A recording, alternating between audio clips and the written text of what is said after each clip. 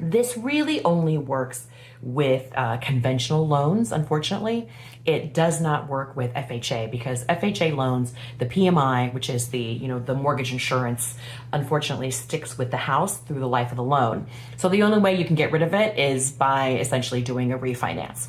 But for those of you that have conventional loans with PMI, because you put in less than 20% down, there's actually a way that you can contest that PMI now. And I'm going to show you how. Here is an example house of how we did it. This particular home was bought in 2021 by a client of ours. The purchase price was $360,000.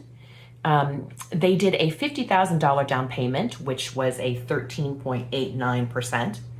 And the mortgage was $310,000 at the time of purchase. Now, once again, this was a conventional loan, okay? This only works with conventionals. So the client's PMI payment was $36.70 a month. And while I know that doesn't sound like a lot, given the cost of eggs, I was like, hey, if we can remove your PMI, you can buy eggs for the week or for the month or whatever. It's kind of a joke, but unfortunately, it might actually be true. So as of April of 2025, don't forget she bought this in 2021. As of April of 2025, she'd already made payments and her principal balance on this property was now $289,070. Oh, let me repeat that. $289,070. So she paid down a bit. Her particular mortgage at this point was with Chase. And so, we reached out to Chase to find out how she could contest her PMI. And according to Chase, they want you to prove a 75% loan to value ratio.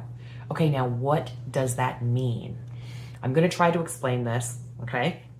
And hopefully I do a good job. It basically means that you need to be able to prove to your mortgage company, in this case, Chase. Don't forget, every mortgage company really probably has their own, their own metrics for how they do this, but this was for Chase. And Chase is a pretty good standard across the board for how banks behave. We had to prove that my client's cash position in the house was worth 25% of the total value, the total current value of the home. Okay.